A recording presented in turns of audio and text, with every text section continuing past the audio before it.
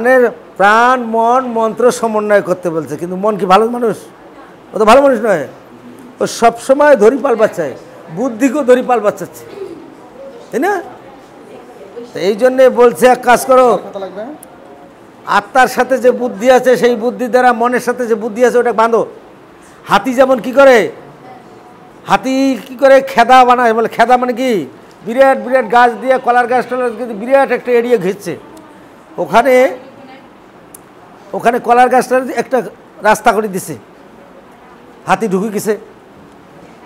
তারপর আস্তে খেদা খুলে মানে দরজা বন্ধ, ওখানে কলার গাছটা খাইছে খাইছে খাইছে খাওয়া দাওয়া কলার গাছ শেষ।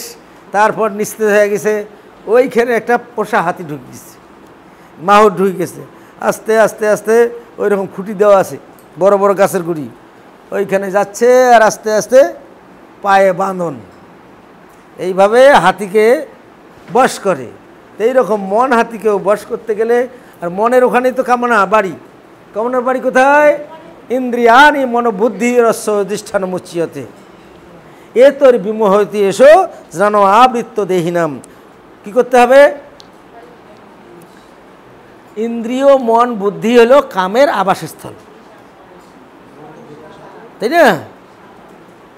আর এরা ওখানে থাকিয়ে কি করে, একটা মানুষকে একদম মোহিত করে থাকে।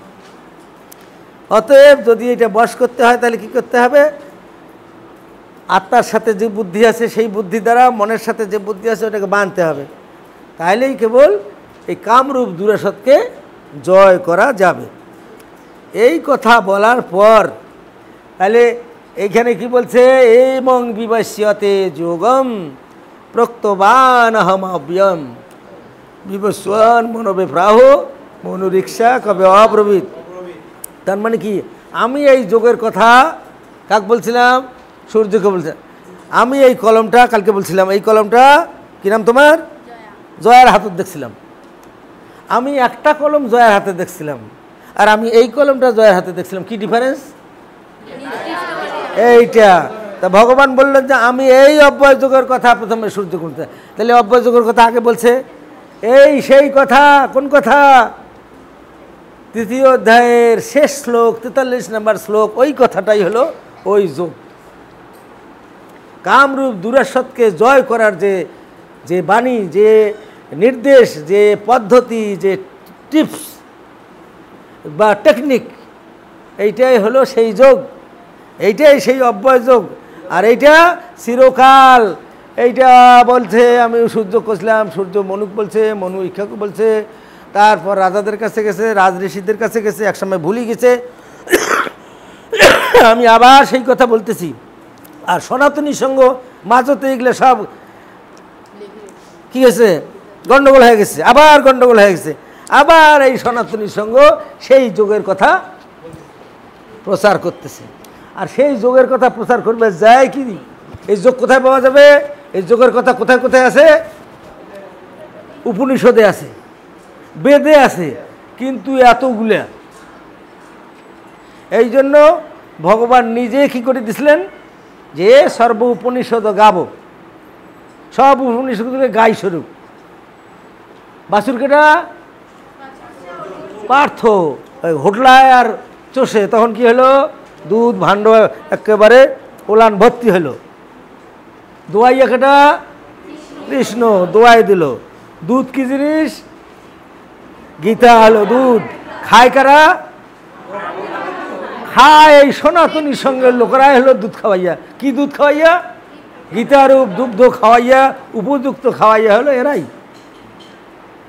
এই জন্যেই দায় কার বেশি? সনাতনী সঙ্গের লোকের দায়টা বেশি, কারণ তারা ভগবানের স্বরূপ বুঝেছে, ভগবানের মন বুঝতে চাচ্ছে। ভগবান কইছে যে কি চায়? ভগবান কি চাইছে?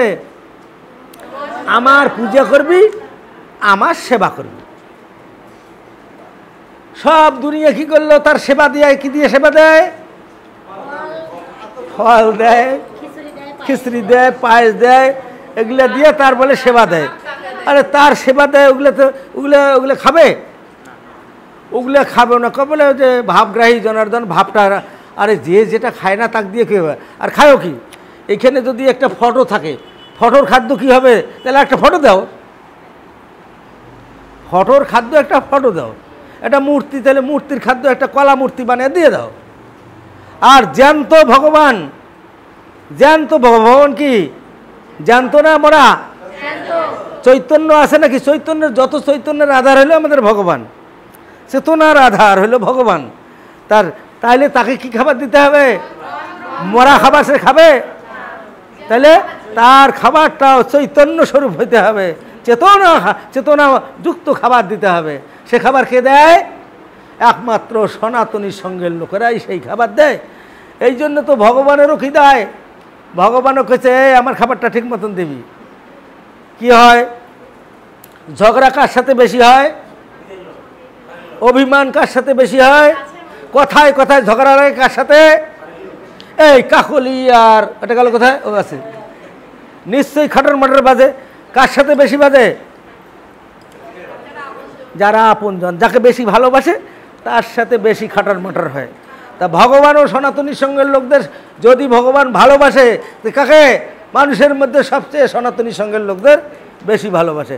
যার ফলে এরা যদি ভগবানের মনোমতো কাজ না করে, অল্প একটু তেড়িবেড়ি হয়, ভগবানের গোসা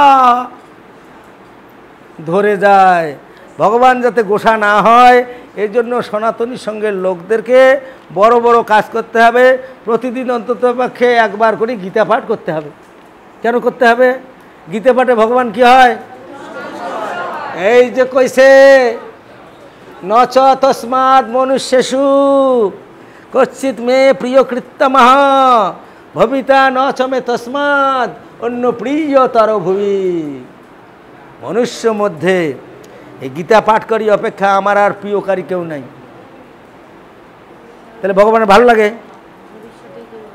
ভগবান পছন্দ করেন, আর ভবিষ্যতেও এই রকম প্রিয়কারী আর কেউ অন্য কোনো কাজে হবেও না। তাহলে কি করতে হবে? অবশ্যই প্রত্যেক দিন গীতা পাঠ করতে হবে, এটা একটা কাজ। আর গীতা পাঠ করলে কি হয়? ওই যে ওখানে দিয়ে দিছে অধ্যস্যতে চ ইমং ধর্মীয়ং সংবাদম আবয়ঃ দ্রনো যজনেন তনহম ইষ্ট স্যামিতি মে মতি। ভগবান একটা মত দিয়ে ফেলেছে, একটা মত দিয়ে দিয়েছে। কি মত? যে এই যারা এইটা অধ্যয়ন করবে, আমার এই ধর্ম সংবাদ, কি সংবাদ বলল? কৃষ্ণার্জুন সংবাদ। এটা এই ধর্ম সংবাদ যারা কি করবে? অধ্যয়ন করবে।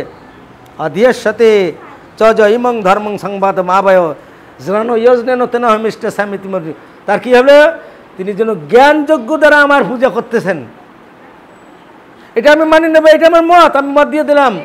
এই ধনপতি, তুমি যদি গীতা পড়ো এটাও একটা যোগ্য হবে, এবং জ্ঞানযোগ্য দ্বারা তুমি আমার উপাসনা করতেছো, এটা আমি মানি নেব, এটা আমার মত। তিনি দিয়েছে, হ্যাঁ এটা মানি নিলাম। আমাদের হিন্দুরা পরে কিসের খোল ডাঙাবে বেশি করিয়া একটা শ্লোক পড়ো তো, আর হয়ে গেছে, হয়েছে ব্যাস শেষ। কিন্তু সনাতনী সঙ্গের লোকদের দায় আছে, ভগবানের প্রিয় হওয়ারও দায় আছে, ভগবানকে সন্তুষ্ট কর। দুইটা পারত, একটা উপর থেকে নামতেছে, একটা উপরে চড়তেছে। নামতেছে কি? ভগবানের কৃপা। আর চড়তেছে কি? গীতা পাঠ। ভগবান উপর থেকে দেখতেছে। ভগবান উপর থাকে নাকি?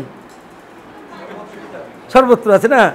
ভগবান দেখতেছে, এই অন্বেষা কি করতেছে? অন্বেষণ করতেছে আমাকে গীতার মাধ্যমে, তাই না? খুশি হবে না বা খুশি হবে? আর তুই নিজে কইছে তো, তাই না? নিজে যেহেতু বলছে, তাহলে তার কথা তিনি রাখতেছেন। অতএব গীতা পাঠ করাটাও একটা ধর্মের কাজ, এটাও তিনি মানি নিছেন যে এটাও একটা পূজা। সেই কাজটা কে করবে? সনাতনী সঙ্গের লোকেরাই, লোকদের দায়। ভগবানকে সন্তুষ্ট করা এটা তাদের দায়। অন্যরা কি করতেছে না করতেছে দেখার দরকার নেই, ওনারা কি করে নেই, আমাদের একটা বড় দায় পড়ছে। এবং এখন কি হলো, সেদিন বলছিলাম গীতা তো পড়লাম, ওই যে কথা, যদা যদা হি ধর্মস্য গ্লানির্ভবতি ভারত অভ্যুত্থানম ধর্মস্য, ধর্মের যখন অবুদ্ধ হবে তখন বলে ভগবান আবির্ভাব হবে কি, নাকি যখন অধর্মের আবির্ভাব হবে তখন? এই কথা এইভাবে যদি গীতা পড়া হয়, ভগবান কয় আরে কি করলে রে, আমি কই কি আর এরা কয় কি? ভগবান এতে কি সন্তুষ্ট হবেন না অসন্তুষ্ট হবেন? আরে এই দায়ের জন্যই তো সনাতনী সংঘের কর্মকর্তারা মনে হয়েছে এই যে এখানকার স্বদেশ বাবু, আমাদের স্বাধীন বাবুরা, আমাদের অমুক বাবু, সমস্ত লোকের একটা দায় পড়ে গেছে না, এই এলাকার অন্ততপক্ষে লোকদের একটা বড় মন্দির হয়েছে, এই মন্দিরের লোকদের আশেপাশে আমাদের দায় পড়ে গেছে ওদের যে এই এলাকার মানুষকে কী করতে হবে, বিশুদ্ধভাবে গীতা পাঠ শিখাইতে হবে। খালি এই এলাকার লোকদের, আর কোথার থেকে আসে আসুক, নাটক থাকি না হয় কাঁচা করলা নাই আনে, তাতে কি হয়েছে, ভবিষ্যতে আনবে, তাই না? আমাদের ধনপতি গাজীপুর থেকে না হয় গাজী ট্যাঙ্ক নাই আনে, তাতে কি হয়েছে, একটা দিতেই পারে তো, একটা গাজী ট্যাঙ্ক, একটা কোথায় উপরে একটা গাজী ট্যাঙ্ক দিতেই পারে। এখানকার ভদ্রলোকেরা একটু কী ধরবে, হাত ধুবে, পাও ধুবে, মুখ ধুবে, দিতেই পারে না, কোনো একটা ব্যাপার হলো। আমাদের সেই যাও রানী, ওখানে রানীর আবাসস্থল হাতিবান্ধিত হয়ে সেই সব জায়গার লোকের একটু আসছে, এখানে তার মনে হইতে পারে না এই এলাকার লোকজন যাতে পূজা করে, অমুক করে তমুক করে, তাদের জন্য আমি এটা সামান্য একটু ব্যবস্থা করে দিয়ে দেই, করতে পারে না? করতেই পারে। ওরে বাপ রে বাপ।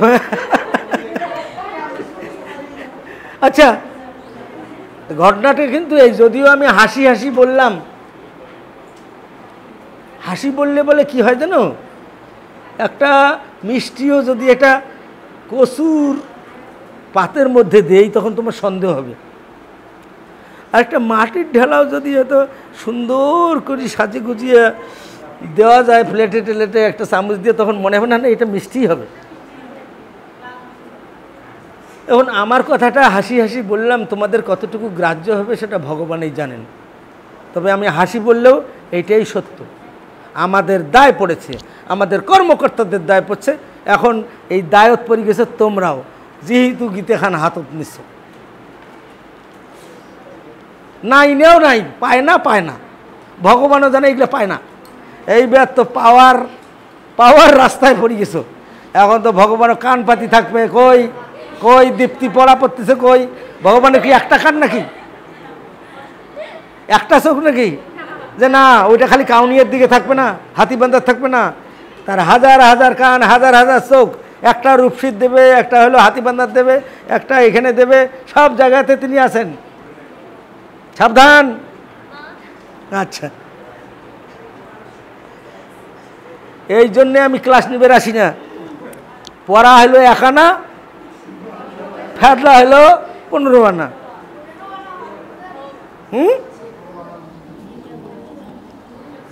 তা আমি ভাবলাম বরুণবাবুকে দিয়ে দিছি।